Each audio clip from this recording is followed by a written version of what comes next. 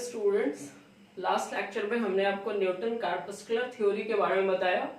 In 1875 Newton has given a corpuscular theory, जिसका सारा detail हमने लास्ट लेक्चर में बताया। आप नोट्स स्क्रीनशॉट कर सकते हो, पढ़ सकते हो। अच्छे से हमने एक्सप्लेन किया उनके हर स्टेटमेंट को। Now we will discuss about Huygens wave theory. Huygens wave theory, Newton जब अपना कार्पस्कुलर थ्योरी दिए थे तो उन्होंने बताया था कि light is made up of tiny massless elastic particle, means light is made up of particle.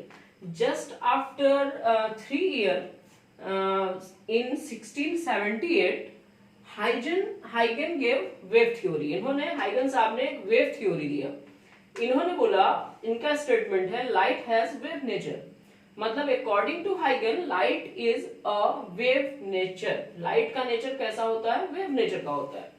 Then after it is a longitudinal mechanical wave like sound. This is the main drawback of this theory, longitudinal mechanical wave.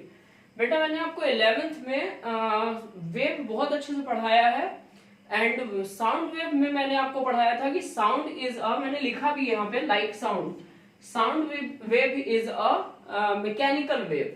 Mechanical wave means such wave which require medium to propagate, मतलब वैसा wave जिसको चलने के लिए ना medium चाहिए होता है। जैसे आप रोप के ऊपर जो वेव होता है, स्ट्रिंग के ऊपर जो वेव होता है, वेव ऑन स्ट्रिंग, एक स्ट्रिंग को आप उधर बांधो, ऐसे हाथ में होल्ड करो और ऐसे आप ऊपर नीचे अप एंड डाउन जर्क करो, तो आप देखोगे कि जो रोप के ऊपर वेव प्रोपोगेट कर रहा है। Here the particle of rope is the particle of medium, means ऐसे पार्टिकल के ऊपर वेव प्रोपोगेट कर रहा है, तो ये है आपका मैकेनिकल वेव। बट हाइगन has said it is a longitudinal mechanical wave like sound. हाइगन ने लाइट के बारे में बोला कि light is a longitudinal mechanical wave. This is the real drawback of हाइगन वेव थ्योरी। अगर लाइट मैकेनिकल वेव होता, लाइट अगर मैकेनिकल वेव होता तो इसको प्रोपोगेट करने के लिए मीडियम चाहिए होती है।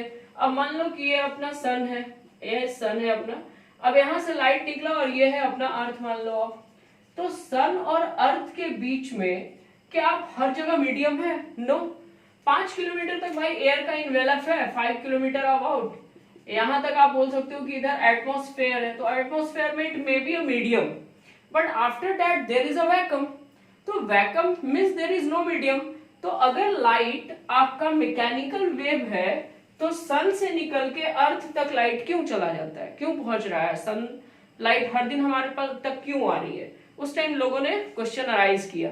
अब इस क्वेश्चन को कंपनसेट करने के लिए हाइगन साहब ने और उनके कॉन्टेम्पररी और भी साइंटिस्ट ने एक थ्योरी प्रपोज किया, दैट इज ईथर थ्योरी। ठीक है ना? Means there is a universal medium which is highly elastic and dilute exist in entire universe called as ether। उन्होंने बोला, हाइगन साहब ने बोला कि मतलब पूरे यूनिवर्स में एक मीडियम है। चूंकि अब यहाँ पे जब पहले उन्होंने बोल दिया था कि light is a mechanical wave, तो लोगों ने बोला भैया मैकेनिकल वेव है तो इसको मीडियम चाहिए, तो सूर्य से निकल के अर्थ तक कैसे लाइट पहुंच रहा है? मीडियम तो है नहीं। तब इन्होंने बोला कि इस पूरे यूनिवर्स में एक हाईली इलास्टिक और डाइल्यूट, बहुत हल्का सा हाईली इलास्टिक एक मीडियम एग्जिस्ट करता है जिसका नाम है ईथर। ईथर थ्योरी इन्होंने दिया अपने स्टेटमेंट को, दिस स्टेटमेंट को करेक्ट बनाने के लिए। और फिर उन्होंने बोला कि speed of light in ether, जो मीडियम उन्होंने बताया, उस मीडियम में लाइट की स्पीड इस फॉर्मूले से कैलकुलेट की जा सकती है, c is equal to root under e by rho. e stand for elasticity, rho stand for density, मतलब c is equal to root under e by rho means elasticity of medium divided by density of medium. अब फिर से आप एक बार सोचो, इसी फॉर्मूले के अकॉर्डिंग सोचो आप, c is equal to root under e by rho means c directly proportional to elasticity, inversely proportional to density.